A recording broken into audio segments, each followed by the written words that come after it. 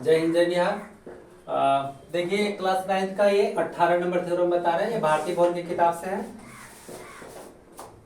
समानांतर चतुर्भुज का कोई विकर्ण इसे दो सर्वांगसम त्रिभुजों में बांटता है। याद आएगा, सिद्ध करें, सिद्ध करके हटा देंगे तो वो साधारण प्रतिज्ञा हो जाएगा। पहले चतुर्भुज की जरा पढ़ के सुनाइए।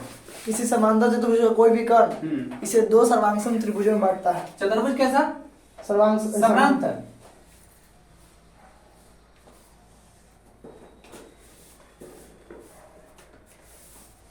समानांतर चतुर्भुज का 8 क्लास में बहुत सारे गुण पढ़े होंगे, लेकिन 9 में वो सारे गुण को सिद्ध करके दिखा रहा है। समांतर चतुर्भुज में ये रेखा इसके समानांतर और ये रेखा इसके समानांतर एकदम होता है निश्चित रूप से, ठीक है, तभी ये चतुर्भुज समानांतर कहलाएगा। समझ में आया? ये समानांतर चतुर्भुज तब होगा जब ये रेखा इसके समानांतर और ये रेखा इसके समानांतर। बाकी बाद में और सारे जो गुण हैं वो सब सिद्ध हो जाएंगे। तो लिखा है समांतर चतुर्भुज का एक विकर्ण। तो चलिए हम मान लिया कि एबीसीडी एक समांतर चतुर्भुज है, जिसमें एक विकर्ण को हम एसी को लेते हैं, ठीक है। तब ये दो को त्रिभुज बन गया, देख रहे हैं ना, एक त्रिभुज और एक त्रिभुज। तो ये दो त्रिभुज बनाए, दोनों त्रिभुज सर्वांगसम होंगे, यही आपको साबित करना है। मान लिया कि एबीसीडी एक समांतर चतुर्भुज है जिसका एक विकर्ण क्या है? एसी है। तो हमें सिद्ध करना है कि दो त्रिभुज बना हुआ है ना, ये दोनों त्रिभुज क्या होंगे? सर्वांगसम त्रिभुज एबीसी।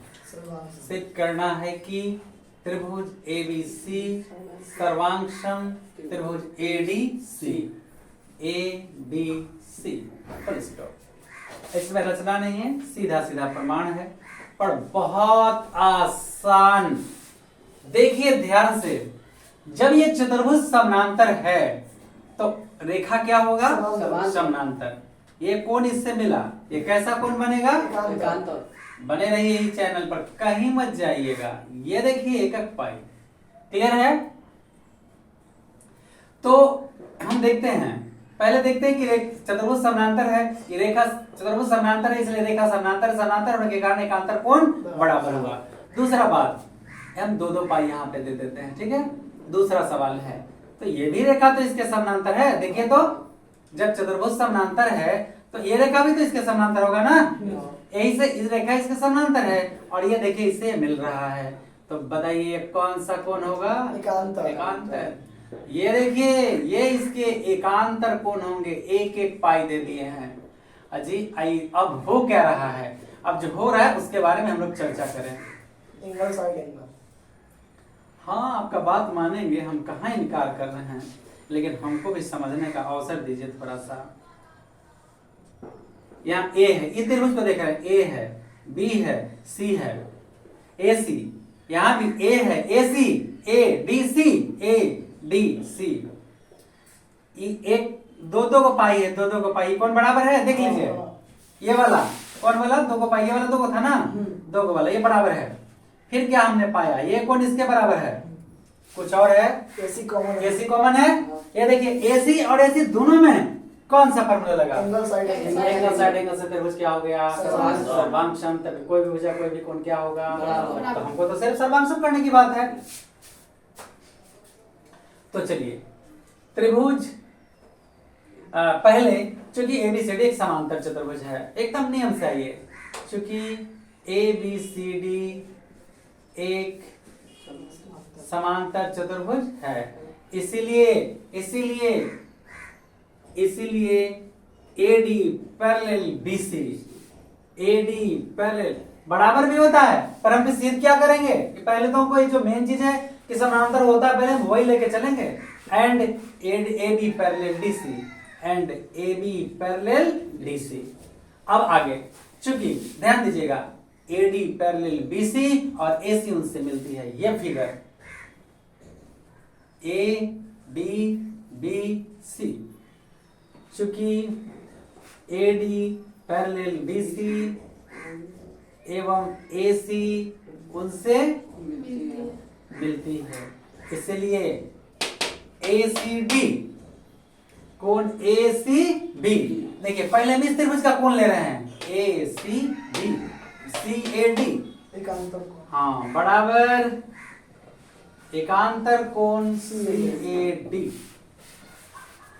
इसके बाद ये देखिए A है B है D है C है AD parallel AB parallel DC, क्योंकि AD parallel DC parallel DC AB parallel AB parallel DC DC एवं क्या AC उनसे मिलती है, इसीलिए कोण BAC पहले इस त्रिभुज का एकदम ध्यान रखिएगा BAC बराबर एकांतर कोण ACD एक बूंदा ठीक है ना, कोण ACD। अब त्रिभुज में चल देते हैं, दोनों त्रिभुज को ध्यान से देखिएगा जरा। अब त्रिभुज ABC तथा त्रिभुज ADC में पहले कौन सा कोण की बात करें, कोई भी ले सकते हैं। आइए उठाते हैं सीरियल से। कोण ACB बराबर कोण CAD, ACB बराबर CAD, ये दोनों कोण बराबर हो गया, AC दोनों में है, AC बराबर AC ये का है हाँ कॉमन। इसके बाद CAB कोण CAB बराबर CAB बराबर ACD बराबर कोण ACD, इसलिए एंगल साइड एंगल देखिएगा, एंगल साइड एंगल, इसलिए एंगल साइड एंगल की सर्वांग समता की शर्त से त्रिभुज ABC सर्वांगसम होंगे ADC, यही प्रूफ करना है ना, फुल स्टॉप, यहाँ स्टॉप लगा देंगे।